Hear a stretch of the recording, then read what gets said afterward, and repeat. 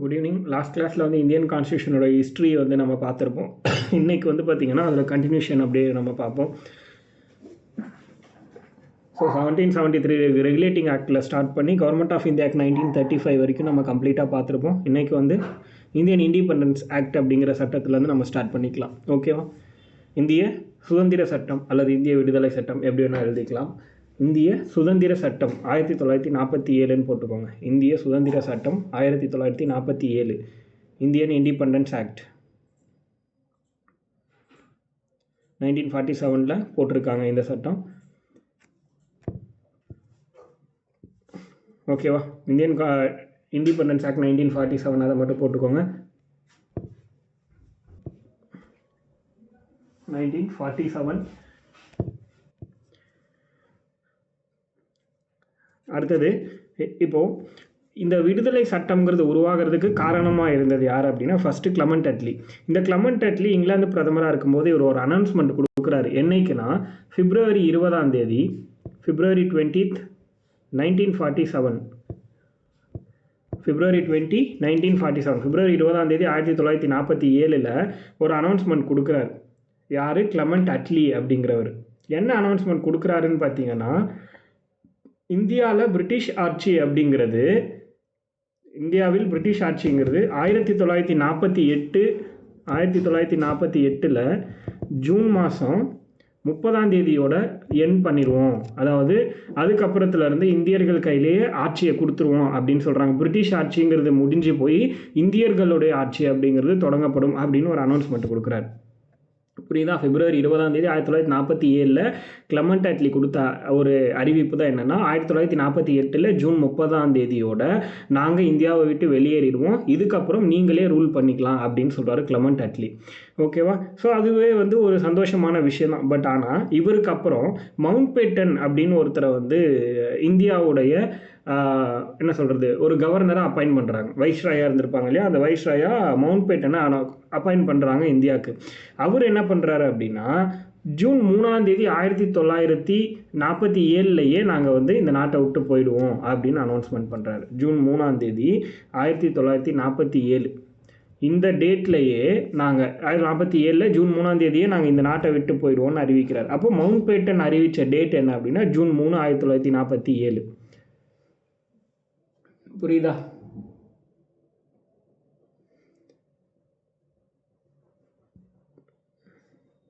அதுக்கடுத்து இந்த சட்டத்தை உருவாக்குனது என்னைக்கு அப்படின்னா, அதாவது இந்தியன் இண்டிபெண்டன்ஸ் ஆக்ட் அப்படிங்கிறது ஜூலை 18 1947 இந்த சட்டத்தை உருவாக்கியிருப்பாங்க. ஜூலை 18 1947 இந்த டேட்லேயே வந்து பார்த்திங்கன்னா இந்த சட்டத்தை இங்கிலாந்து கவர்மெண்ட் உருவாக்கியிருப்பாங்க. இந்தியன் இண்டிபெண்டன்ஸ் ஆக்ட் அப்படின்னு சொல்லிட்டு, இந்திய விடுதலை சட்டம். இப்போ 2 விஷயம் உங்களுக்கு நல்லா தெரியும். கிளமெண்ட் அட்லியோட டேட்டு அறிவிப்பு எந்த டேட்டுங்கிறது, அடுத்து மவுண்ட் பேட்டனுடைய அறிவிப்பு எந்த டேட்டு, இந்த 2 டேட்டும் உங்களுக்கு ரொம்ப முக்கியமாக தெரியணும். அதுக்கடுத்து வந்து பார்த்திங்கன்னா, இப்போ இந்தியாவுக்கு வந்து நாங்கள் இந்தியர்கள் கையிலே கொடுத்துட்றோன்னு சொல்லிட்டோம். ஆனால் இந்தியாவுடைய மேப்பை வந்து அலைன் பண்ணணும் இல்லையா, அதுக்காக எல்லை வரையறை செய்கிறதுக்காக ஒரு குழுவை வந்து நியமிக்கிறாங்க. எல்லை வரையறை அப்படிங்கிற ஒரு அதாவது இப்போ இந்தியா ஒவ்வொரு ஸ்டேட்டுக்கும் இந்த மாதிரி பார்டர் இருக்கணும், மற்ற நாடுகளுக்கும் இந்தியாவுக்கும் இடையில் பிரச்சனை வராத மாதிரி இந்தியா வந்து கரெக்டாக எல்லைகளை பிரித்து வகுக்கிறதுக்காக ஒருத்தரோட தலைமையில் குழு போட்டிருக்காங்க. அது வந்து பார்த்திங்கன்னா யாருன்னா ராட்க்ளிஃப் அப்படின்னு ஒருத்தரோட தலைமையில் குழு போட்டிருக்காங்க. ஓகேவா? யாரோட தலைமையில் கமிட்டி போட்டிருக்காங்க அப்படின்னா ராட்க்ளிஃப்.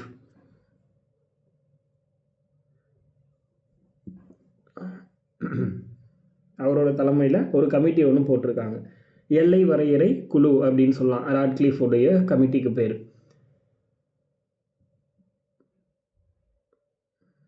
அப்போ என்னைக்கு வந்து நமக்கு வந்து இண்டிபெண்டன்ஸ் கிடைக்குது அப்படின்னா, ஃபஸ்ட்டு வந்து ஆகஸ்ட் 14 அன்னைக்கு பாகிஸ்தானுக்கும், ஆகஸ்ட் 14 அன்னைக்கு பாகிஸ்தானுக்கும், ஆகஸ்ட் 15 அன்னைக்கு இந்தியாவுக்கும் இண்டிபெண்டன்ஸ் கிடைக்குது. தட் மீன்ஸ் சுதந்திரம் கிடைக்குது. ஆகஸ்ட் 14th அன்னைக்கு பாகிஸ்தானுக்கும் ஆகஸ்ட் 15th அன்னைக்கு இந்தியாவுக்கும் இண்டிபெண்டன்ஸ் வந்து கிடைக்குது அப்படின்னு சொல்கிறாங்க. இந்த 2 டேட்டில் கிடைக்குது. இந்த 14th கிடைக்கிறதுக்கு, பாகிஸ்தான் கிடைக்கிறதுக்கு காரணம் முகமது அலி ஜின்னா அப்படிங்கிறவர். இந்தியாவுக்கு விடுதலை கிடைக்கிறதுக்கு காரணம் வந்து மகாத்மா காந்தி அப்படின்னு நம்ம வந்து படிப்போம். இது 2 மட்டும் டைரெக்டாக மென்ஷன் பண்ணி நமக்கு வந்து கொடுத்துருப்பாங்க இந்த இடத்துல கான்ஸ்டியூஷனை பொறுத்த வரைக்கும்.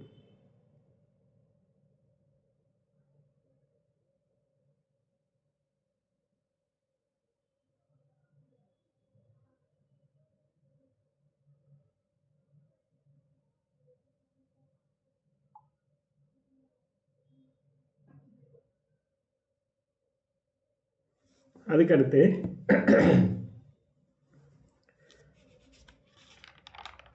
வைஸ்ராய் அப்படிங்கிற போஸ்ட்டை வந்து பார்த்திங்கன்னா அபாலிஷ் பண்ணிடுறாங்க. Abolished the office of viceroy. அதுக்கப்புறம் ஆஃபீஸ் ஆஃப் வைஸ்ராய் போஸ்ட்டு, அதாவது அரச பிரதிநிதிங்கிற போஸ்ட்டை வந்து நீக்கிட்டு அதுக்கு பதிலாக கவர்னர் ஜெனரல் அப்படின்னு ஒரு போஸ்ட்டை கொண்டு வராங்க. Governor general.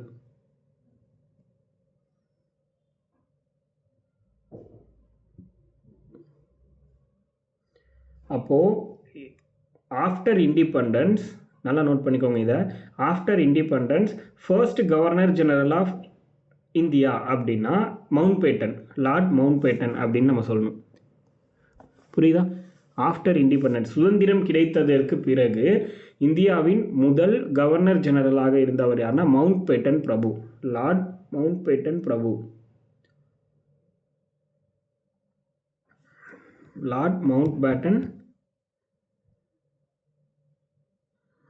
அப்படின்னு சொல்லலாம், mount pattern Prabhu.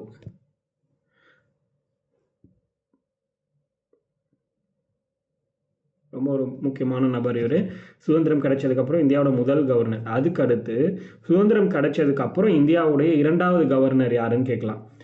After independence the second governor general of India யாருன்னா ராஜாஜி.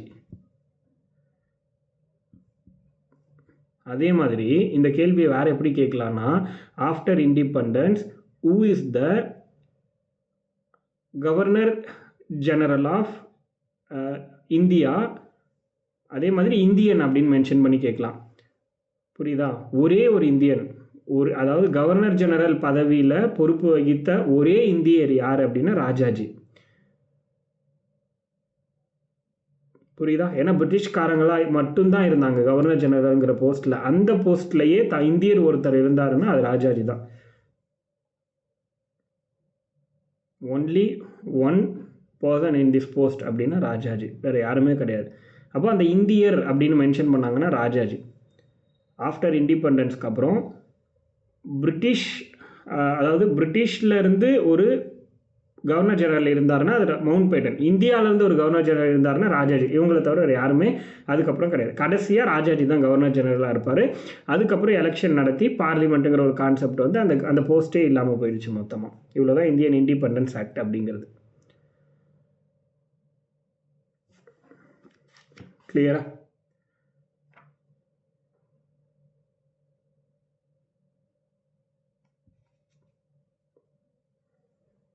அதுக்கடுத்து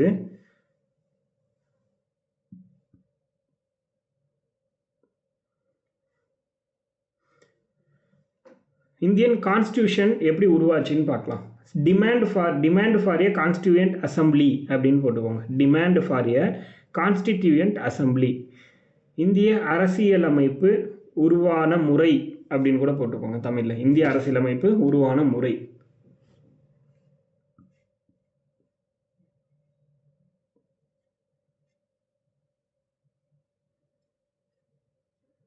இந்திய அரசியலமைப்பு உருவான முறை.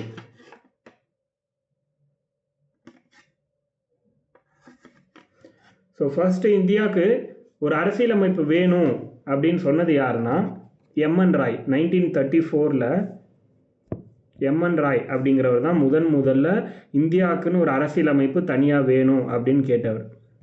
இவர் ஒரு communist, ancestor of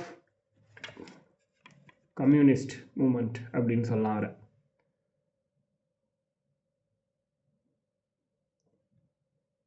ancestor of communist movement, அதாவது கம்யூனிஸ்ட் இயக்கத்துடைய முன்னோடிகளில் ஒருவர்.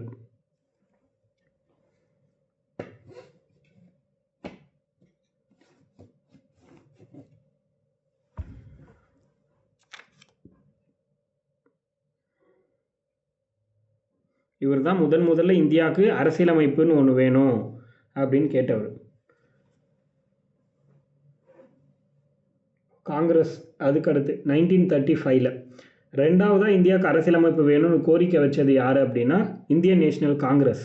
1935 1935 இந்தியாவுக்குன்னு ஒரு அரசியலமைப்பு வேணும் அப்படின்னு ரெண்டாவதாக கோரிக்கை வச்சது யார் அப்படின்னா காங்கிரஸ். அது 1935. 1938 ஜவஹர்லால் நேருவும் அதே சொல்கிறாரு. 1938 இந்தியாவுக்குன்னு ஒரு கான்ஸ்டியூஷன் வேணும் அப்படின்னு சொல்கிறாரு. 1938 ஜவஹர்லால் நேரு ஒரு கோரிக்கை வைக்கிறார், இந்தியாவுக்குன்னு ஒரு கான்ஸ்டியூஷன் வேணும் அப்படிங்கிறது.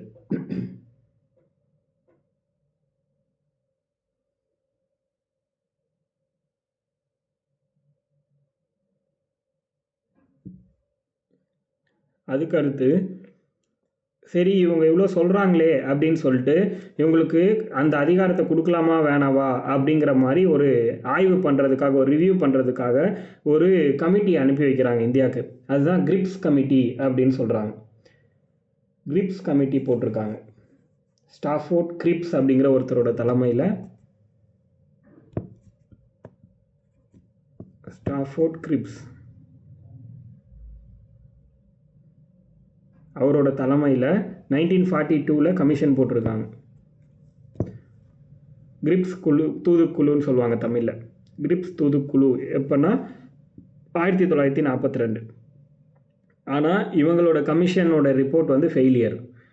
அதனால் திரும்பவும் ஒரு கமிஷன் போடுறாங்க. இவங்களுக்கு வந்து கான்ஸ்டியூஷன் ஒன்று உருவாக்குறதுக்கான பெர்மிஷன் இவங்களுக்கு கொடுக்கலாமா, அவங்களால அதை உருவாக்க முடியுமா, அந்த அளவுக்கு அவங்களுக்கு திறமை இருக்கா, இந்த மாதிரியான விஷயங்கள் எல்லாத்தையும் ஆய்வு பண்ணுறதுக்காக புதுசாக திரும்பவும் இன்னொரு கமிட்டி போடுறாங்க. எது கிரிப்ஸ் தூதுக்குழு ஃபெயிலியர் ஆனதுனால கேபினட் கமிஷன் அப்படின்னு ஒன்று போடுறாங்க. இந்த கேபினட் கமிஷன் 1946 போடுறாங்க. 1946 ஒரு கமிட்டி போடுறாங்க. அதுதான் கேபினட் கமிஷன் அப்படின்னு நம்ம சொல்கிறோம். இந்த கேபினட் கமிஷன் ஒரு ரெக்கமெண்டேஷன் வைக்கிறாங்க, இந்தியர்களால் உருவாக்க முடியும், அதுக்கான திறமையும் தகுதியும் அவங்கக்கிட்ட இருக்குதுன்னு சொல்லிடுறாங்க.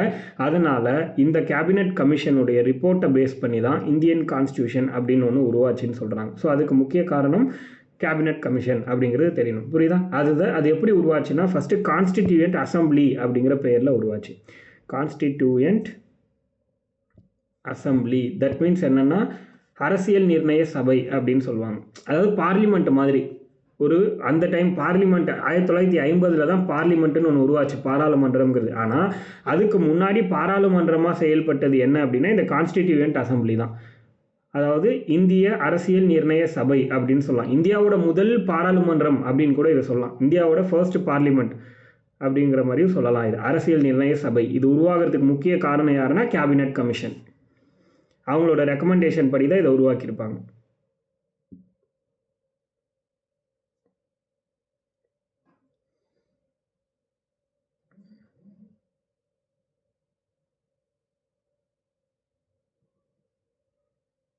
இந்த கேபினட் கமிஷனில் 3 பேர் இருப்பாங்க. அந்த 3 பேர் யார் யாருன்னு தெரியணும், ஓகேவா? லார்ட் பெதிக் லாரன்ஸ்னு ஒருத்தர், பெதிக் லாரன்ஸ் பிரபு, லார்ட் பெதிக் லாரன்ஸ், நான் உங்களுக்கு கமெண்ட்டில் போடுறேன், அதை பார்த்து எழுதிக்கோங்க. பெதிக் லாரன்ஸ் பிரபு. சர் ஸ்டாஃபோர்ட் கிரிப்ஸ் அவரும் இருப்பார் இதில். Sir Stafford grips.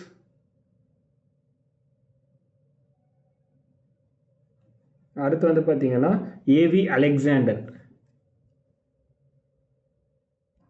AV Alexander, AV Alexander, அங்கே விவின்னு கமெண்ட் ஆகிடுச்சு, ஏவின்னு போட்டுக்கோங்க இதை. AV Alexander. இவங்க 3 பேரும் தான் அந்த கமிட்டியில் இருந்தாங்க, கேபினட் கமிட்டியில். ஏன்னா கேபினட் கமிட்டியில் சம்மந்தம் இல்லாத ஒருத்தரை வந்து ஆட் ஒன் அவுட்டுன்னு சூஸ் பண்ண சொல்லி கேட்குறதுக்கு வாய்ப்பு இருக்குது. அதனால் அது தெரியணும்.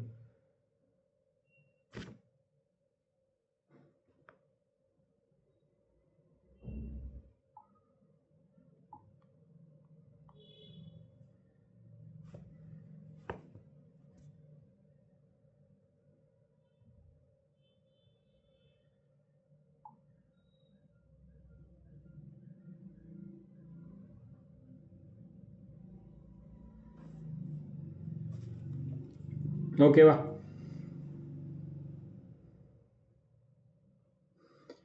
ஸோ இதுதான் வந்து கான்ஸ்டியூஷனை உருவான மெத்தட் அப்படின்னு நம்ம சொல்கிறோம். அதுக்கடுத்து கேபினெட் அவங்க என்னெல்லாம் ரெக்கமெண்டேஷன் கொடுத்தாங்க அப்படிங்கிறதுல சில விஷயத்த நம்ம தெரிஞ்சுக்கலாம். என்னென்னா, இவங்க சொன்ன ரெக்கமெண்டேஷன் படி ஃபஸ்ட்டு வந்து ஒரு இன்டெரிம் கவர்மெண்ட் உருவாக்குறாங்க. ஒரு இடைக்கால அரசாங்கம் அப்படின்னு ஒன்று உருவாக்குறாங்க. அதுதான் வந்து இன்டெரிம் கவர்மெண்ட் அப்படின்னு நம்ம சொல்கிறோம். அந்த இடைக்கால அரசாங்கம்னு ஒன்று உருவாக்கி அந்த அரசாங்கம் மூலமாக அரசியலமைப்பு நிர்ணய சபைன்னு ஒன்று உருவாக்குறாங்க. இது ரெண்டுமே உருவாக்குறதுக்கு முக்கியமான காரணம் இந்த கேபினெட் அப்படிங்கிறது நமக்கு தெரியும்.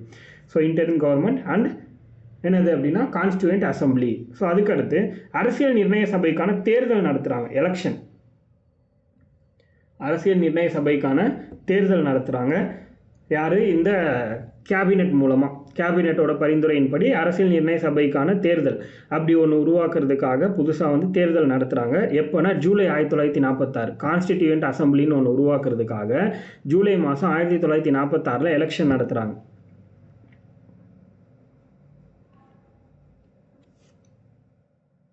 ஓகேவா? இப்போது எலெக்ஷன் நடத்துகிறாங்க ஜூலை 1946. அடுத்தது பார்த்தீங்கன்னா இன்டெரிம் கவர்மெண்ட்,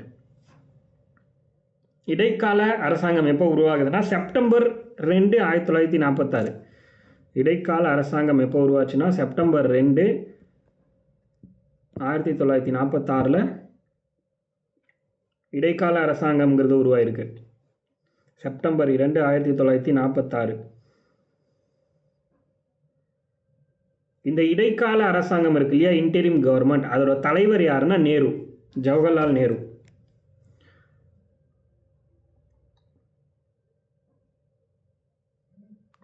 இடைக்கால அரசாங்கத்தின் தலைவர் யாரு அப்படின்னா ஜவஹர்லால் நேரு.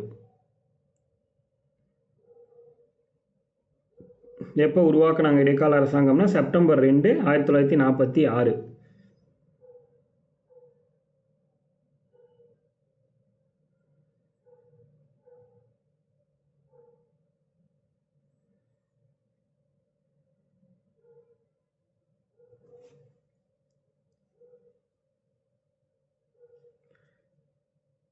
அதுக்கடுத்து தேர்தல் நடத்தினாங்கன்னு சொன்னாலே அரசியல் நிர்ணய சபைக்கான தேர்தல். அந்த தேர்தல் வந்து மறைமுக தேர்தல், இன்டைரக்ட் எலெக்ஷன். இன்டைரக்ட் எலெக்ஷன் தான் இது. எப்படின்னா 10 லட்சம் மக்கள் தொகைக்கு எவ்ரி 1 மில்லியன்னு சொல்லலாம். இதை 10 லட்சம் மக்கள் தொகைக்கு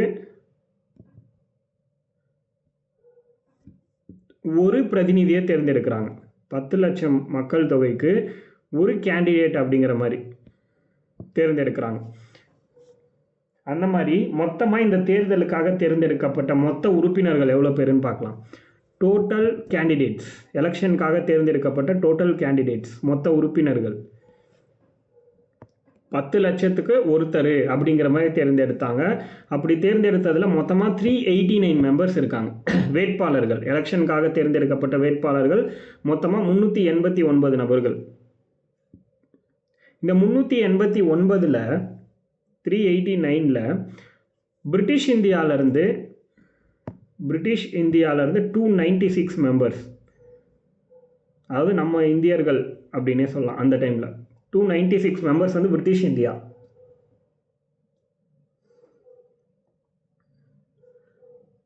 தொண்ணூற்றி 3 பேர் வந்து பார்த்திங்கன்னா பிரின்ஸ்லி ஸ்டேட்ஸ், மன்னர் மாகாணம்னு சொல்கிறோம்ல, மன்னர் மாகாணத்திலேருந்து ஒரு 93 பேர் பிரின்ஸ்லி ஸ்டேட்ஸ்ன்னு சொல்லலாம்.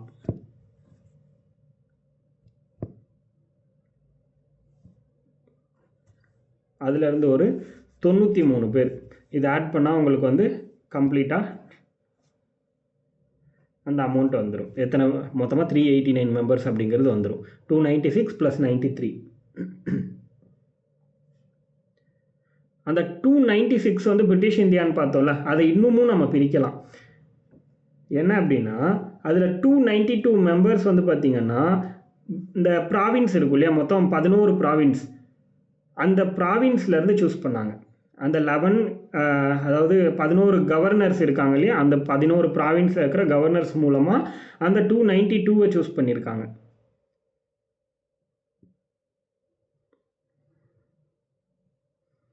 ஆனால் அந்தளவுக்கு போகணும்னு அவசியம் இல்லை, பட் தெரிஞ்சுக்கலாம். 296ல் 292ங்கிறது ப்ராவின்சஸில், அதில் 4 மெம்பர்ஸ் வந்து சீஃப் கமிஷனர்ஸ்ன்னு சொல்கிறாங்க, தலைமை அதிகாரிகள் அப்படின்னு சொல்லலாம்.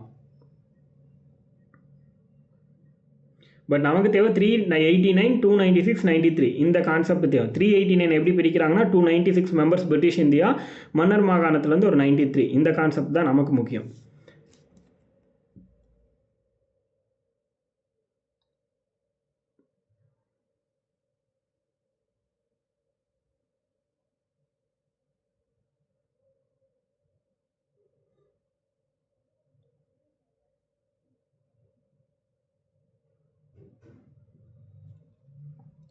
ஓகேவா? அடுத்தது இப்போது இந்த எலெக்ஷனுக்கு 359 பேரை சூஸ் பண்ணிட்டாங்க. இப்போது எலெக்ஷன் நடத்திட்டாங்க. அப்போ எலெக்ஷன் நடத்தி முடிச்சுட்டா அதில் யார் வின் பண்ணியிருப்பாங்க, எவ்வளோ வின் பண்ணியிருப்பாங்க, எத்தனை தொகுதிகளில் வின் பண்ணியிருப்பாங்க, அந்த மாதிரி பார்ப்போம். ஓகேவா? ஸோ நோட் பண்ணிக்கோங்க. காங்கிரஸ், ஓகேவா, அதுலேருந்து தேர்ந்தெடுத்ததில் ஆக்சுவலி இந்த எலெக்ஷன், அதுக்கு முன்னாடி இந்த எலெக்ஷன் என்ன எலெக்ஷனுங்கிறதையும் தெரிஞ்சுக்கோங்க. இது வந்து சிங்கிள் டிரான்ஸ்ஃபரபிள் ஓட் அப்படின்னு சொல்லலாம். இந்த எலெக்ஷனோட பேர் ப்ரொபோஷனல் ரெப்ரசன்டேஷன். எலெக்ஷனோட நேம், இன்டைரக்ட் எலெக்ஷன் நம்ம சொன்னோம்ல, அதுக்கு ஒரு பேர் இருக்குது, ப்ரொபோஷனல் ரெப்ரசன்டேஷன் அப்படின்னு சொல்லலாம். Proportional representation by means of single transferable vote.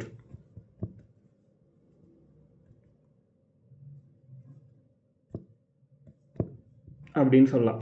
Proportional representation by means of single transferable vote.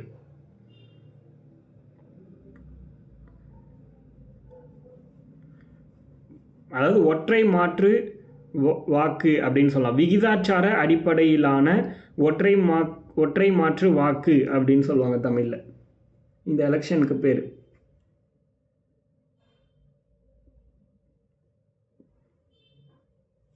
இதில் வின் பண்ணது வந்து பார்த்தீங்கன்னா காங்கிரஸ். இந்த எலெக்ஷனில் வின் பண்ணது காங்கிரஸ். எவ்வளோ சீட் காங்கிரஸ்க்கு கிடச்சிது அப்படின்னா 208 சீட்டு காங்கிரஸ்க்கே கிடச்சிருச்சு. காங்கிரஸ்க்கு மட்டும் கிடச்சிது எவ்வளோனா 208 சீட்டு. 208 seeds won by Congress.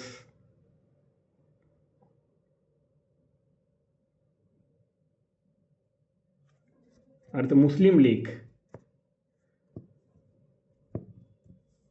Muslim league எத்தனை சீட்டு கிடச்சிது அப்படின்னு பார்த்தீங்கன்னா 73 seats. 73 seats won by Muslim League. 73 seats won by Muslim League. அதாவது 73 இடங்கள் வந்து முஸ்லீம் லீக் கட்சிக்கு கிடைக்குது. அதர்ஸ் மீதி இருந்தவங்கெல்லாம் 15 சீட்டை பிடிக்கிறாங்க, மீதி இருந்த எல்லாரும் சேர்ந்து.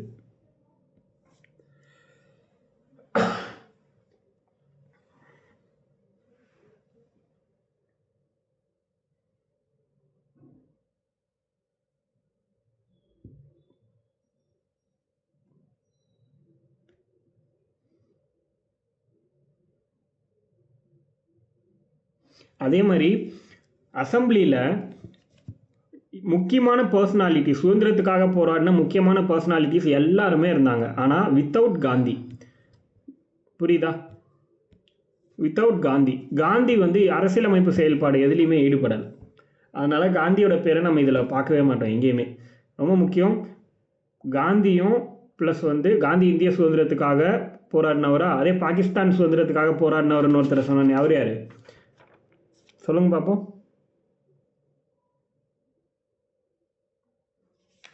யாருக்காவது தெரியுதான்னு பார்ப்போம். இந்தியா சுதந்திரத்துக்கு காந்தின்னு பார்த்தோம் இல்லையா, பாகிஸ்தான் சுதந்திரத்துக்கு முகமது அலி ஜின்னா. இவங்க ரெண்டு பேர் இருக்காங்களே, இவங்க ரெண்டு பேருமே அரசியல் சம்மந்தமாக எதுலேயுமே கலந்துக்கல. புரியுதா? அதையும் நோட் பண்ணிக்கோங்க. முக்கிய தலைவர்கள் இவங்க ரெண்டு பேரும், ஆனால் அரசியலில் இன்வால்வ் ஆகாத தலைவர்கள். அடுத்தது இப்போது ஜெயிச்சிட்டாங்க ஒரு சில இடங்கள். அதுக்கடுத்து என்ன ஆகுது அப்படின்னா ஒர்க்கிங் நடக்குது. அந்த கான்ஸ்டியூயன்ட் அசம்பிளிங்கிறது கிரியேட் பண்ணிட்டாங்க. கிரியேட் பண்ணதுக்கப்புறம் ஒவ்வொன்றுத்துக்கும் ஒவ்வொரு மினிஸ்டர்ஸை வந்து ஒதுக்குறாங்க. அதையும் நம்ம பார்க்கலாம். அதை வந்து ஃபஸ்ட்டு கேபினெட் அப்படின்னு நம்ம சொல்லலாம். அதுக்கு முன்னாடி நம்ம வந்து இதோட முதல் கூட்டம் எப்போ நடந்துச்சு அந்த மாதிரியான விஷயத்தை பார்க்கலாம். இப்போ அரசியல் நிர்ணய சபைங்கிறத உருவாக்கிட்டாங்க. உருவாக்குனதுக்கப்புறம் இதோட முதல் கூட்டம் எப்போ நடக்குது அப்படின்னா தெளிவாக நோட் பண்ணிக்கோங்க. First session of the constituent assembly, அரசியல் நிர்ணய சபையின் முதல் கூட்டம் 1946ஆம் ஆண்டு டிசம்பர் 9ஆம் தேதி நடந்துச்சு. 1946 டிசம்பர் 9ஆம் தேதி நடந்திருக்கு முதல் கூட்டம். அரசியல் நிர்ணய சபையோட முதல் கூட்டம் நடந்த நாள். அந்த முதல் கூட்டம் நடந்தப்போ என்ன பண்ணுறாங்க அப்படின்னா ஃபஸ்ட்டு வந்து ஒரு லீடரை சூஸ் பண்ணணும் நம்ம அப்படின்னு சொல்லிட்டு ஒரு லீடரை சூஸ் பண்ணுறாங்க. அவரை வந்து டெம்பரரி லீடராக சூஸ் பண்ணுறாங்க. உடனே வந்து நம்ம எல்லாத்தையும் கன்ஃபார்ம் பண்ண முடியாதுன்னு சொல்லிட்டு டெம்பரரியாக ஒரு லீடர், ஒரு தலைவர், சேர்மன் அப்படின்னு சொல்லலாம், லீடர்னே சொல்லலாம் இந்த இடத்துல. ஏன்னா இது ஒரு அமைப்பு கிடையாது, இது ஒரு அரசியல் அப்படின்னும் போது அது வந்து லீடர், டெம்பரரியான லீடராக டாக்டர் சச்சிதானந்த சிங்கா அப்படின்னு ஒருத்தரை சூஸ் பண்ணுறாங்க. டாக்டர் சச்சிதானந்த சிங்கா அவர் தான் டெம்பரரியான லீடர். டாக்டர் சச்சிதானந்த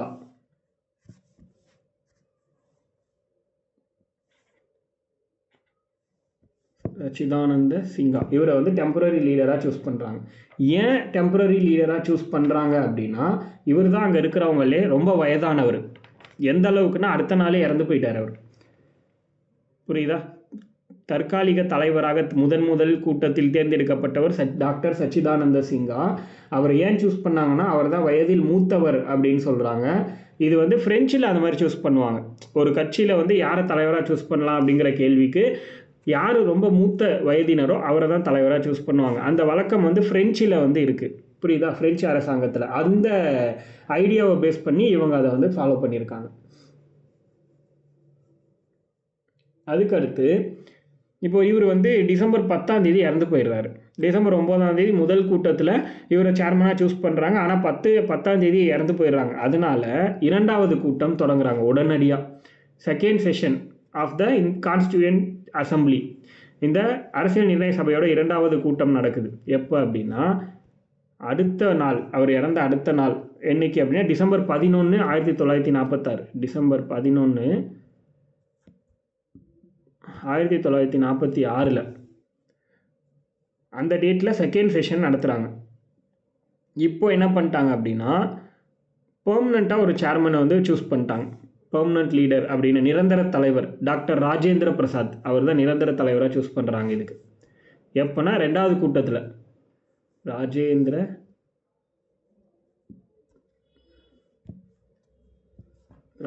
பிரசாத் பெர்மனன்ட் சேர்மனாக சூஸ் பண்ணிடுறாங்க.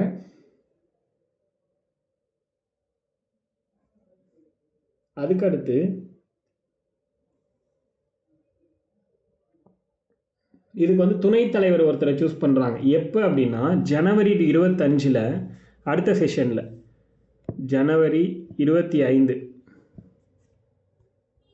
1947, ஜனவரி 25 1947 இதுக்கு ஒரு துணைத் தலைவரை தேர்ந்தெடுக்கிறாங்க. வைஸ் சேர்மன் HC முகர்ஜி அல்லது வைஸ் பிரசிடென்ட் ஆஃப் த அசம்பிளின்னு சொல்லலாம். HC முகர்ஜி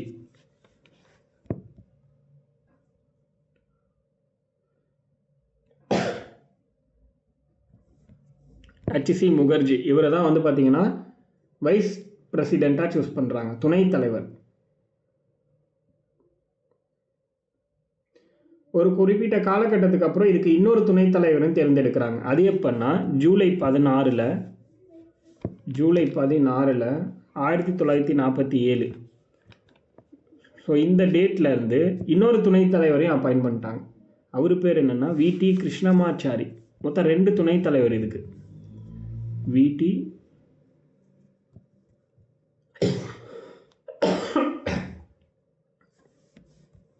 கிருஷ்ணமாச்சாரி.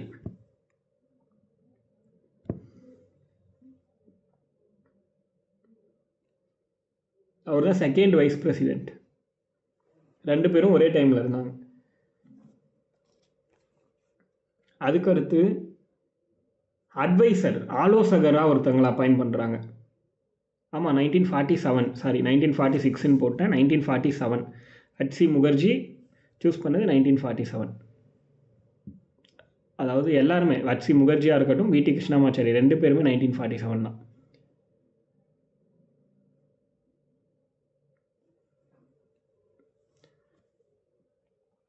அடுத்தது ஆலோசகர், அட்வைசராக பி.என். ராவ் அப்படிங்கிறவரை சூஸ் பண்ணுறாங்க.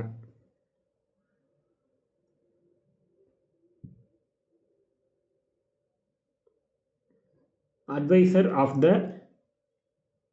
Constituent assembly, B N. ராவ், ஆலோசகர்.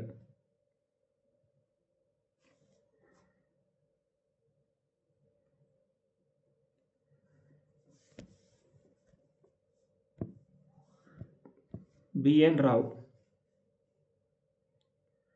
அடுத்தது பார்த்தீங்கன்னா இதோட லாஸ்ட் செஷன், கடைசி கூட்டம். மொத்தம் 11 செஷன் நடந்திருக்கும். டோட்டல் செஷன்ஸ் 11, அதையும் கேட்பாங்க. டோட்டல் செஷன் எத்தனைனா 11 செஷன். அதில் லாஸ்ட் செஷன் எப்போ நடந்துச்சு அப்படின்னா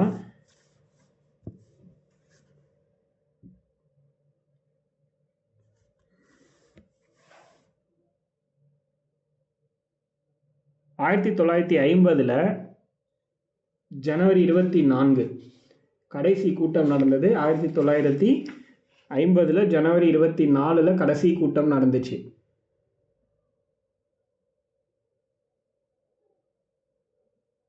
ஜனவரி 24, 1950 தான் கடைசி செஷன், கடைசி கூட்டம்.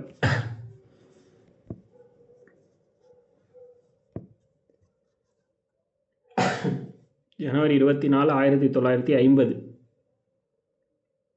மொத்தமாக டோட்டல் செஷன் 11 செஷன். அதுவும் முக்கியமான பாயிண்ட்டு. இதில் எல்லாமே முக்கியமான பாயிண்ட்டு. கான்ஸ்டியூஷனை பொறுத்த வரைக்கும் எல்லா பாயிண்ட்டுமே ரொம்ப முக்கியமான பாயிண்ட்டு, ஒன்று கூட மிஸ் பண்ணக்கூடாது.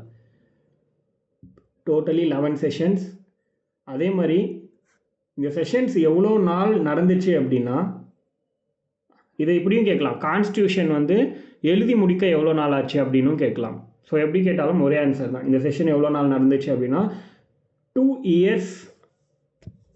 years 11 months 2 years 11 months and 18 days. இவ்வளோ நாள் மொத்தம் 11 செஷன் நடந்துச்சுன்னு சொன்னோம் இல்லையா. அந்த 11 session 2 years 11 months and 18 days வரைக்கும் நடந்துச்சுன்னு சொல்கிறாங்க. நியர்பை 3 years நடந்திருக்கு. அந்த பாயிண்ட் ரொம்ப முக்கியம். மொத்தமாக கூட்டம் நடந்த நாட்கள் எவ்வளோ அப்படிங்கிறது ரொம்ப முக்கியம்.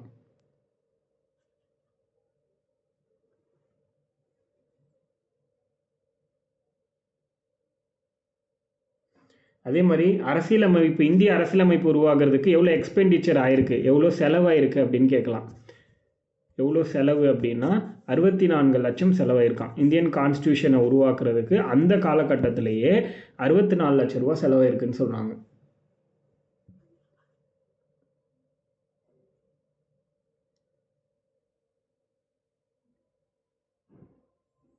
அதே மாதிரி இந்த அரசியலமைப்பு, இந்திய அரசியலமைப்புங்கிறது சும்மா எழுத கிடையாது. இதை எழுதினவங்க டிராஃப்டிங் கமிட்டின்னு சொல்லுவோம், வரைவு குழு. அந்த கமிட்டியில் இருந்தவங்க மொத்தம் 7 பேர். அதோட தலைவர் பார்த்திங்கன்னா இவர் அம்பேத்கர் தான் அவரோட தலைவராக இருப்பார். இதை பற்றி நம்ம இன்னும் டீட்டெயில்டாக அந்த 7 பேர் யார் எல்லாமே பார்ப்போம். பட் இப்போதைக்கு நீங்கள் இதை மட்டும் தெரிஞ்சுக்கோங்க. ஜஸ்ட் நான் சொல்கிறத மட்டும் லிசன் பண்ணுங்கள், எழுத வேண்டாம். இந்த 7 பேரும் 60க்கும் மேற்பட்ட நாடுகளில் இருந்து மற்ற நாடுகளுடைய அரசியலமைப்பை படித்து பார்த்து ஒவ்வொரு கான்செப்டை ஒவ்வொரு நாட்டிலேருந்து எடுத்து நம்மளோட இந்திய அரசியலமைப்பை ஃப்ரேம் பண்ணியிருக்காங்க. புரியுதா? அப்போது எத்தனை நாடுகள்லேருந்து நம்மளோட எடுத்திருக்காங்கன்னா 60க்கும் மேற்பட்ட நாடுகள்லேருந்து எடுத்திருக்காங்க அப்படிங்கிறது முக்கியமான பாயிண்ட்டு.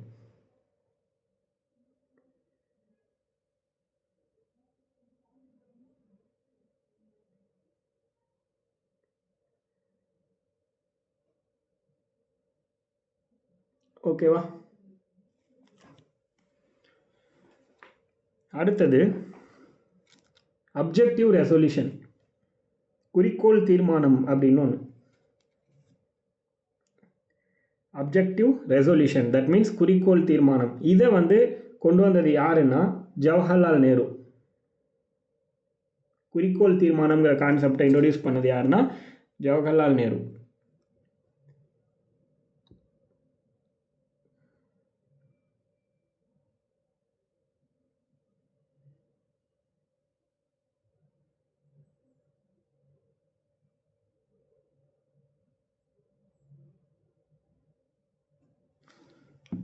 எப்போ இன்ட்ரடியூஸ் பண்ணுற அப்ஜெக்டிவ் ரெசல்யூஷனுங்கிறத டிசம்பர் 13 1946, டிசம்பர் 13 1946 இன்ட்ரடியூஸ் பண்ணுறாரு அப்ஜெக்டிவ் ரெசல்யூஷன், குறிக்கோள் தீர்மானத்தை அறிமுகப்படுத்தினது. என்னைக்கு அப்படின்னா டிசம்பர் 13 1946 இந்த குறிக்கோள் தீர்மானம்னு சொல்லக்கூடிய அப்ஜெக்டிவ் ரெசல்யூஷனை கொண்டு வந்தார்.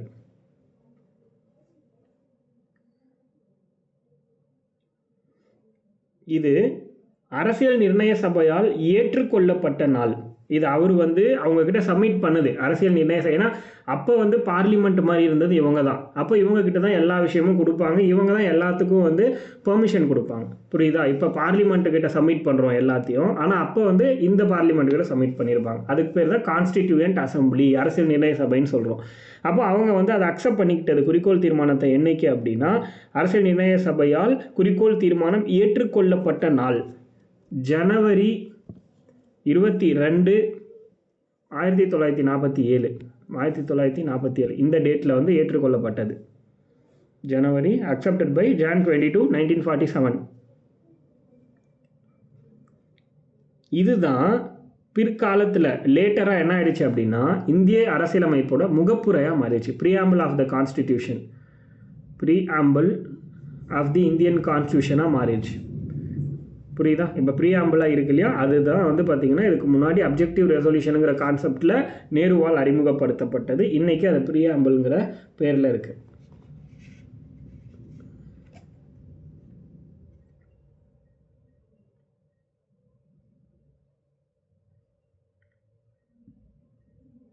இது வரைக்கும் கிளியராக இருக்கும்னு நினைக்கிறேன் எல்லாருக்கும்.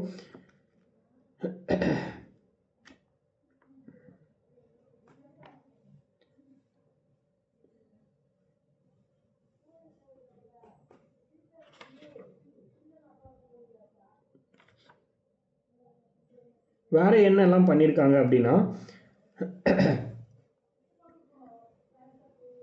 இந்தியாவுக்கு காமன்வெல்த் மெம்பர்ஷிப் கிடைச்சது எப்போ அதை கேட்பாங்க. இந்தியாவுக்கு காமன்வெல்த் மெம்பர்ஷிப், காமன்வெல்த் நாடுகளில் உறுப்பு நாடாக இந்தியா இணைந்தது மே 1949. மே மாதம் 1949 இந்தியா காமன்வெல்த் நாடுகளில் இணைஞ்சிச்சு உறுப்பினராக.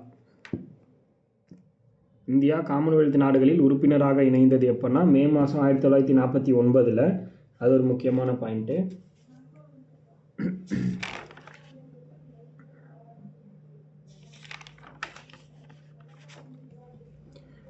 அடுத்தது இப்போது எந்த விஷயத்தை அடாப்ட் பண்ணணும் அப்படின்னாலும் அது இந்த அரசியல் நிர்ணய சபையால் தான் பண்ண முடியும். அந்த மாதிரி நேஷ்னல் ஃப்ளாக் என்னைக்கு அடாப்ட் பண்ணுறாங்க அப்படின்னா, அதாவது அரசியல் நிர்ணய சபையால் தேசிய கொடி ஏற்றுக்கொள்ளப்பட்ட நாள். நேஷ்னல் ஃப்ளாக் என்னைக்கு அடாப்ட் பண்ணிக்கிட்டாங்க, ஏற்றுக்கொள்ளப்பட்டுச்சு அப்படின்னா ஜூலை 22, 1947. ஜூலை 22 1947 ஏற்றுக்கொள்ளப்பட்டுச்சுன்னு சொல்கிறாங்க நேஷ்னல் ஃப்ளாக், தேசிய கொடி.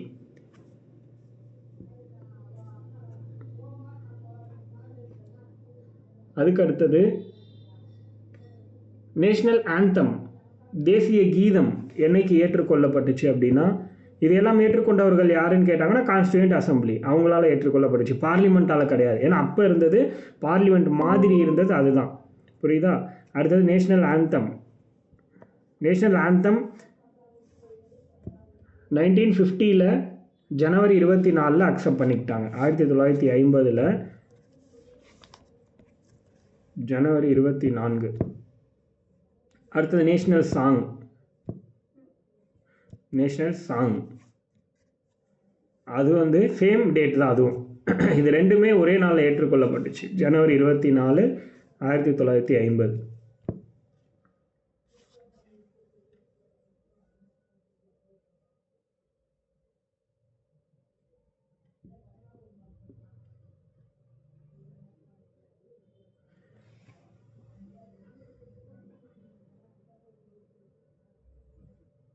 அதே மாதிரி டிராஃப்ட் கான்ஸ்டிடியூஷன் உருவாக்குறதுக்கு எவ்வளோ நாள் ஆச்சு? டிராஃப்ட் கான்ஸ்டிடியூஷன்னு சொல்லுவாங்க. அதை உருவாக்குறதுக்கு 114 நாட்கள் ஆச்சுன்னு சொல்கிறாங்க. 114 days. டிராஃப்ட் கான்ஸ்டிடியூஷன் அப்படின்னா என்ன சொல்லலாம் அப்படின்னா, அது ஒரு வரைவு அரசியலமைப்பு. அதாவது தமிழில் வரைவுன்னு சொல்லலாம். டிராஃப்ட் கான்ஸ்டியூஷன் அப்படிங்கிறத தட் மீன்ஸ் என்னென்னா அரசியலமைப்பை உருவாக்குறதுக்கு முன்னாடி இந்த மாதிரி தான் உருவாக்க போகிறோம் அப்படிங்கிற மாதிரி, இதுதான் அரசியலமைப்புங்கிற ஒரு வடிவமைப்பு கொண்டு வந்தது, அதுதான் டிராஃப்ட். புரியுதா? வரைவு அரசியலமைப்பு அது உருவாக்குறதுக்கு 114 நாள் ஆச்சு அப்படின்னு சொல்கிறாங்க.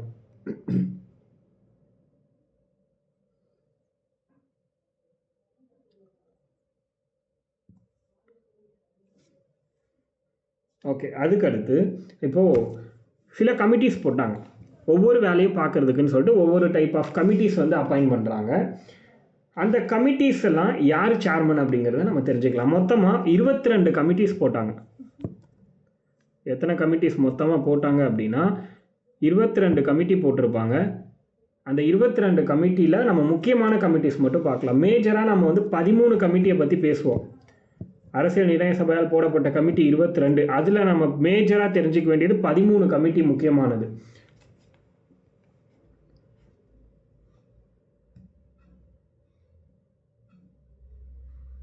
அதில் ஃபஸ்ட்டு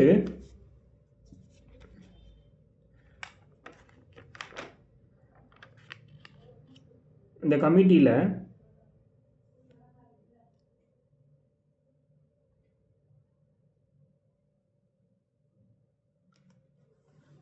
மொத்தமாக 22ன்னு பார்த்தோமா? அதில் ஃபஸ்ட்டு நான் சொல்கிறது எழுதிக்கோங்க. மத்திய அதிகார குழு, மத்திய அதிகார குழு, தட் மீன்ஸ் யூனியன் பவர்ஸ் கமிட்டின்னு சொல்லலாம். யூனியன் பவர்ஸ் கமிட்டி, மத்திய அதிகார குழு அப்படின்னு சொல்லுவாங்க அதை. அடுத்தது யூனியன் ஸ்டேட்ஸ் கமிட்டி. மூணுமே ஒருத்தர் தான், அதனால் மூணுமே ஒரே டைம் சொல்கிற நோட் பண்ணிக்கோங்க. சொல்லிவிட்டு ஒரு பெரிய ப்ராக்கெட் மாதிரி போட்டு அவர் பேர் எழுதிக்கோங்க. யூனியன் பவர்ஸ் கமிட்டி, அதாவது மத்திய அதிகாரங்கள் குழு. ரெண்டாவது யூனியன் கான்ஸ்டியூஷன் கமிட்டி, மத்திய அரசியலமைப்பு குழு. யூனியன் கான்ஸ்டியூஷன் குழு, மத்திய அரசியலமைப்பு குழு, மத்திய அரசியலமைப்பு குழு. அடுத்தது states committee, union states committee, மத்திய மாநிலங்களின் குழு அப்படின்னு சொல்லலாம். மத்திய மாநிலங்களின் குழு.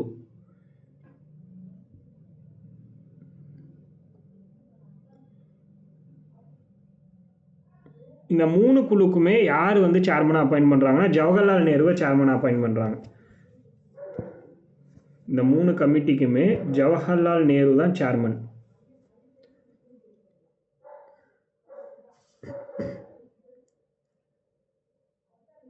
அடுத்தது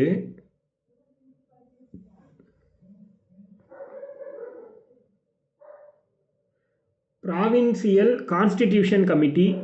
ப்ராவின்சியல் கான்ஸ்டிடியூஷன் கமிட்டி, அதாவது மாகாண அரசியலமைப்பு குழு. ப்ராவின்சியல் கான்ஸ்டிடியூஷன் கமிட்டி அப்படின்னா மாகாண அரசியலமைப்பு குழுக்கும் மாகாண அரசியலமைப்பு குழு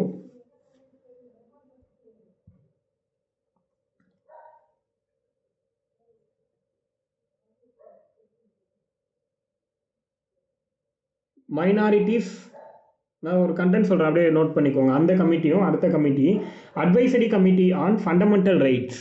advisory committee on fundamental rights, அதாவது அடிப்படை உரிமைகளுக்கான,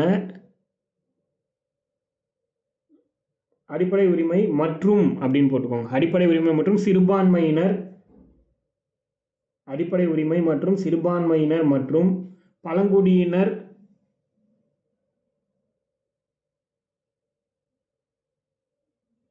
குழு. Advisory committees on fundamental rights, minorities and tribals committee. இது எல்லாத்துக்கும் சர்தார் பட்டேல், சர்தார் வல்லபாய் பட்டேல்.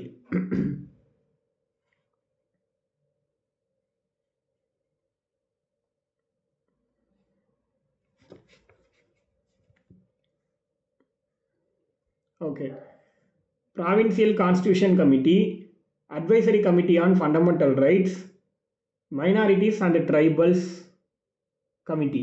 இது எல்லாத்துக்குமே சர்தார் பட்டேல் அவரை சேர்மனாக போட்டிருக்காங்க.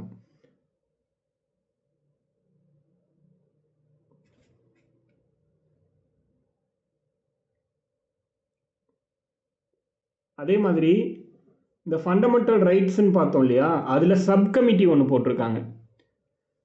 துணைக்குழு சப் கமிட்டினா அதுலேயே வந்து ஒரு துணைக்குழுன்னு ஒன்று போட்டிருக்காங்க.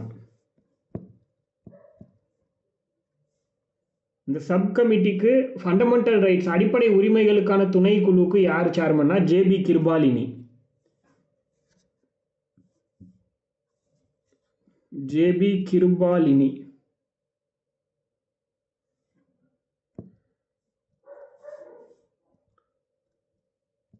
அடுத்தது மைனாரிட்டிஸ்க்கு சப் கமிட்டி ஒன்று இருக்கு. மைனாரிட்டிஸோட சப் கமிட்டிக்கு யார் சேர்மன்னா HC முகர்ஜி. HC முகர்ஜி. மைனாரிட்டிஸ்னா சிறுபான்மையினர்களுக்கான துணைக்குழு, அது யாருன்னா HC முகர்ஜி.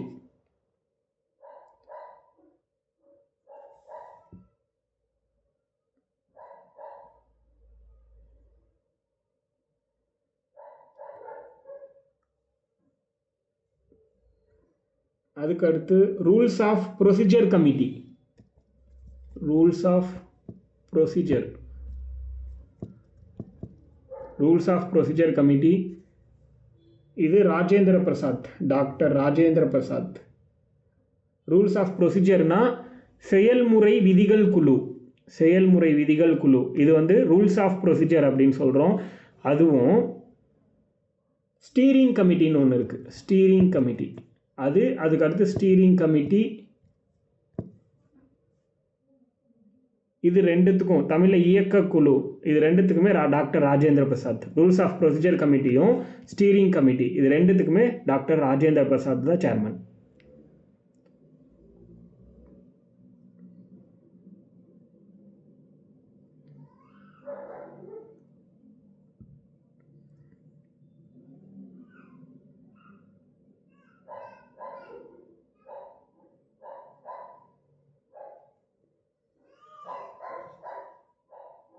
அடுத்து ஹவுஸ் கமிட்டி, உள்துறை குழு. ஹவுஸ் கமிட்டினா உள்துறை குழு. ஹவுஸ் கமிட்டி வந்து பட்டாபி சீதாராமையா, ஆந்திராவை சேர்ந்தவர். ஹவுஸ் கமிட்டியோட சேர்மன் பட்டாபி சீதாராமையா.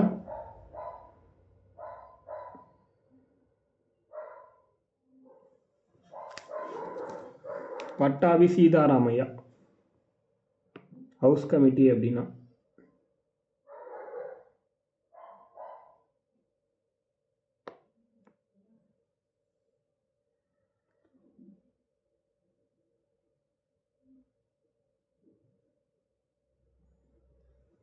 அடுத்து தற்காலிக கமிட்டி. தேசிய கொடிக்கான தற்காலிக கமிட்டி, தற்காலிக குழு. தேசிய கொடிக்கான தற்காலிக குழுன்னு ஒன்று போட்டிருக்காங்க. Ad hoc committee on the national flag. Ad hoc committee on the national flag. தேசிய கொடிக்கான தற்காலிக குழு doctor Rajendra Prasad.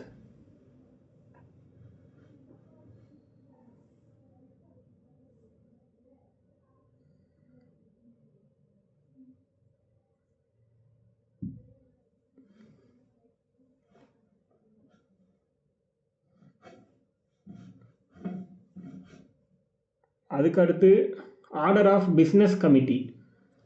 Order of business committee. Order of business committee doctor KM Munshi. Order of business கமிட்டிங்கிறது டாக்டர் KM முன்ஷியால் போடப்பட்ட கமிட்டி. ஆர்டர் ஆஃப் பிஸ்னஸ் கமிட்டிங்கிறது KM முன்ஷியோட committee, அவரோட சேர்மன்ஷிப்பில் போட்டிருக்காங்க.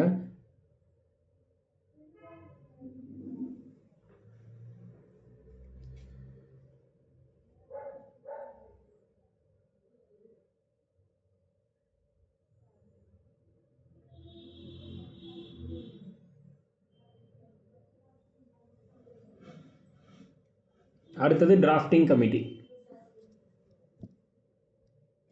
வரைவு குழுன்னு சொல்லுவாங்க. இவங்க தான் கான்ஸ்டியூஷனை உருவாக்குறதுக்கு போடப்பட்ட கமிட்டி. மற்றதெல்லாம் வேறு வேறு வேலை. பட் டிராஃப்டிங் கமிட்டினா வரைவு குழு, இவங்களோட வேலை தான் அரசியலமைப்பை உருவாக்குறதுக்கான வேலை. அரசியலமைப்பை உருவாக்குறதுக்கான வேலை யாருக்கிட்ட கொடுத்தாங்க அப்படின்னா இந்த டிராஃப்டிங் கமிட்டி கிட்ட கொடுத்துட்டாங்க. இது என்னைக்கு போட்டாங்கன்னா ஆகஸ்ட் 29 1947 இந்த கமிட்டி போட்டாங்க. ஆகஸ்ட் 29 1947 இந்த கமிட்டி போட்டது டிராஃப்டிங் கமிட்டி. இவங்களுக்கு தான் வந்து முழு அதிகாரம் இருந்துச்சு இந்திய அரசியலமைப்பு உருவாக்குறதுக்கு. இவங்க தான் அந்த 60க்கும் மேற்பட்ட நாடுகள்லேருந்து படித்து அதிலேருந்து ஒன்று உருவாக்குனது. மொத்தமாக இதில் வந்து 7 பேர் இருந்தாங்க, இன்க்ளூடிங் சேர்மன். தலைவரோடு சேர்த்து மொத்தமாக எத்தனை பேர் இருந்தாங்க டேரெக்டாக கொஷினாக கேட்பாங்க. டிராஃப்டிங் கமிட்டியில் மொத்தமாக 7 பேர் இருந்தாங்க. ஸோ மெம்பர்ஸை போட்டுக்கோங்க. ஃபர்ஸ்ட் யாருன்னா சேர்மன். இதோட தலைவர் டாக்டர் B.R. அம்பேத்கர். இந்த கமிட்டியோட தலைவர் யாருன்னு கேட்டால் டாக்டர் B.R. அம்பேத்கர்.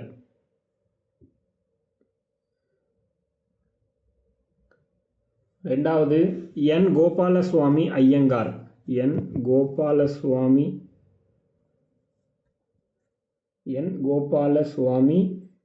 ஐயங்கார்.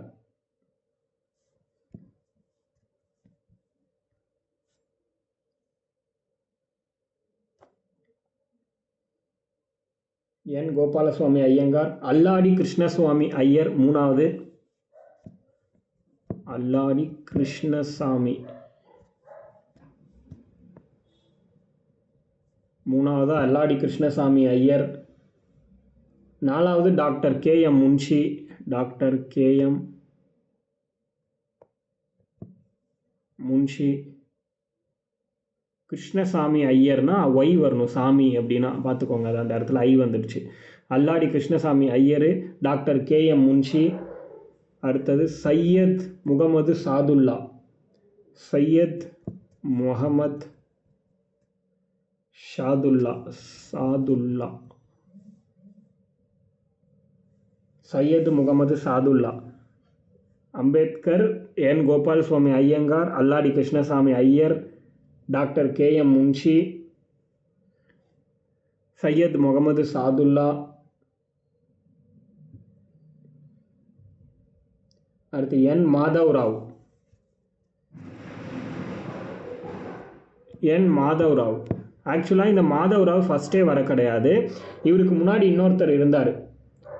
அவர் வந்து ரிசைன் பண்ணிட்டார். அவரோட உடல்நிலை காரணம் காட்டி ரிசைன் பண்ணிட்டார். அவர் பேர் B.L. மிட்டர். B.L. மிட்டர்னு ஒருத்தர் இருந்தார். இவர் வந்து தன்னோட உடல்நிலையை காரணம் காட்டி ரிசைன் பண்ணிட்டார். அதனால் N. மாதவராவ்னு புதுசாக ஒருத்தரை கொண்டு வராங்க. B.L. மிட்டரை ப்ராக்கெட்டில் போட்டுக்கோங்க. அவர் தான் ஃபஸ்ட்டு இருப்பார். அவர் உடல்நிலை சரியில்லாததுனால அவர் வந்து ரிசைன் பண்ணிடுறாரு. அதனால் N. மாதவராவ்னு ஒருத்தரை கொண்டு வந்திருக்காங்க. புரியுதா? பட் இந்த இடத்துல நீங்கள் மாதவராவ் ஒருத்தரை தான் கன்சிடர் பண்ணணும். ப்ராக்கெட்டில் D.L. மிட்டர் போட்டுக்கோங்க. அடுத்தது 7வதா T.T. கிருஷ்ணமாச்சாரி. அதாவது V.T. கிருஷ்ணமாச்சாரின்னு ஒருத்தரை பார்த்தோம் இல்லையா, அவர் தான் V.T. கிருஷ்ணமாச்சாரி.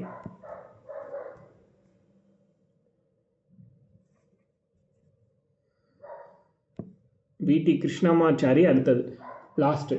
அதே மாதிரி இவருமே இன்னொருத்தருடைய டெத்துனால இவர் உள்ளே வந்திருப்பார். இவர் ஃபஸ்ட்டு இவரை போட்டிருக்க மாட்டாங்க, D.P. கைத்தான்னு ஒருத்தரை போட்டிருப்பாங்க. அவர் செத்து போயிட்டதுனால அவரை ரீப்ளேஸ் பண்ணுறதுக்கு இவர் வந்திருக்கார். D.P. கைத்தான்.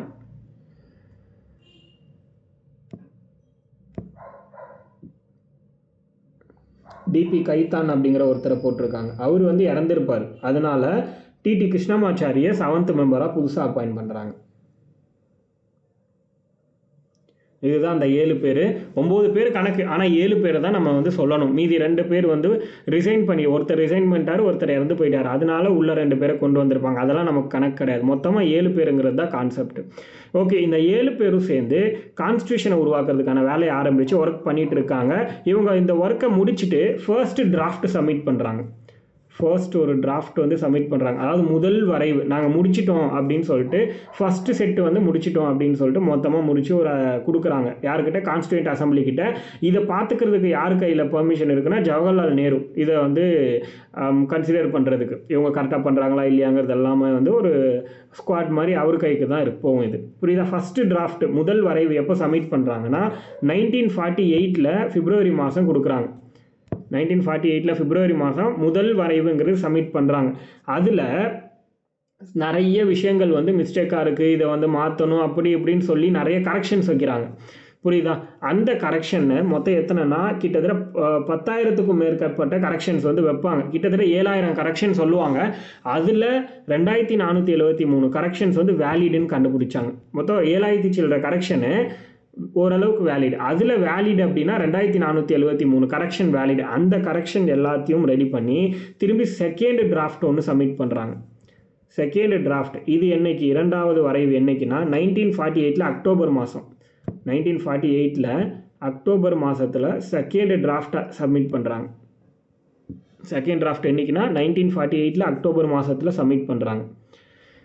இந்த ரிப்போர்ட்டில் அவங்க வந்து எல்லா கரெக்ஷனும் சரியாயிருச்சு அப்படின்னு சொல்லிட்டு அக்செப்ட் பண்ணிக்கிறாங்க. ஓகேவா? என்னைக்கு இதை வந்து கான்ஸ்டியூயன்ட் அசம்பிளி வந்து அக்செப்ட் பண்ணிக்கிறாங்க அப்படின்னா 26ஆம் தேதி நவம்பர் மாதம்.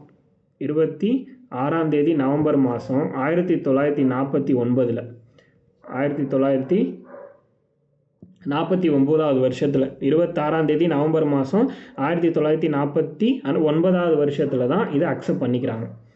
புரியுதா? இந்திய அரசியல் நிர்ணய சபையால் ஏற்றுக்கொள்ளப்பட்ட நாள் 26 நவம்பர் 1949. அதனால தான் அந்த டேவை நம்ம கான்ஸ்டிடியூஷன் டேவாக கொண்டாடிட்டு இருக்கோம். இந்திய அரசியலமைப்பு தினம் அப்படின்னு 26 நவம்பரை கொண்டாடுறோம். பட் ஆனால் இந்த டேவை அனௌன்ஸ் பண்ணது எப்போன்னா 2015 தான் இதை கான்ஸ்டிடியூஷன் டேவாக அனௌன்ஸ் பண்ணாங்க. இப்போ ரீசெண்டாக தான் 2015. அப்படின்னா என்னது, அது வந்து இப்போ தான் அதோட முக்கியத்துவத்தை தெரிஞ்சு அந்த 2015 அதை வந்து அனௌன்ஸ் பண்ணியிருக்காங்க. ஆக்சுவலி இந்த விழா இந்த 26 நவம்பரை ஒரு விழாவாக கொண்டாடுறாங்க. அதுக்கு பேர் என்னென்னா சம்விதான் திவாஸ் அப்படின்னு சொல்கிறாங்க. சம்விதான் திவாஸ் அப்படிங்கிற பெயரில் கொண்டாடுறாங்க. இந்திய அரசியலமைப்பு தினத்தை இந்தியில் சம்விதான் திவாஸ் அப்படின்னு சொல்லுவாங்க.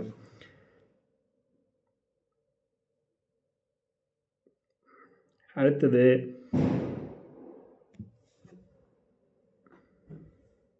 இதோட நமக்கு வந்து அந்த இந்திய அரசியலமைப்பு உருவான முறைங்கிற ஒரு கான்செப்ட் வந்து ஓரளவுக்கு நமக்கு வந்து கம்ப்ளீட் ஆகுது. அடுத்து இதை வந்து எப்போது நடைமுறைக்கு வந்துச்சு இந்திய அரசியலமைப்பு அப்படின்னா ஜனவரி 26ஆம் தேதி 1950. இது நமக்கு தெரியும். ஜனவரி 26 1950 தான் நடைமுறைக்கு வருது இந்திய அரசியலமைப்புங்கிறது. அது ஏற்றுக்கொள்ளப்பட்டது தான் நவம்பர் 26. கரெக்டாக நவம்பர் 26 1949 ஏற்றுக்கொள்ளப்பட்டது. ஆனால் ஜனவரி 26 1950 நடைமுறைக்கு வந்துருச்சு அப்படின்னு சொல்கிறாங்க இந்திய அரசியலமைப்பு அப்படிங்கிறது. அதே மாதிரி சம்விதான் திவாஸ் அதை நோட் பண்ணிக்கோங்க. அது என்னைக்குன்னா நவம்பர் 19 2015 அனௌன்ஸ் பண்ணாங்க. நவம்பர் 19ஆம் தேதி 2015 அனௌன்ஸ் பண்ணாங்க. இனிமேல் வரக்கூடிய ஒவ்வொரு வருஷமும் நவம்பர் 26ஆம் தேதிங்கிறது சம்விதான் திவாஸுங்கிற பேரில் நம்ம கொண்டாடணும் அப்படின்னு சொல்லிட்டு அனௌன்ஸ் பண்ணாங்க. அதே மாதிரி இந்திய அரசியலமைப்பு நிர்ணய சபை இருந்துச்சு இல்லையா, அதாவது அந்த கான்ஸ்டிடியூயன்ட் அசம்பிளி, அதுக்கு வந்து ஒரு சிம்பிளை அனௌன்ஸ் பண்ணுறாங்க. அவங்களோட சின்னமாக எலிஃபேண்ட்டை வந்து வச்சுருக்காங்க. இந்திய அரசியல் நிர்ணய சபையுடைய சின்னம் என்னென்னா எலிஃபேண்ட். அவங்களோட முத்திரை யானையை வந்து வச்சுருக்காங்க.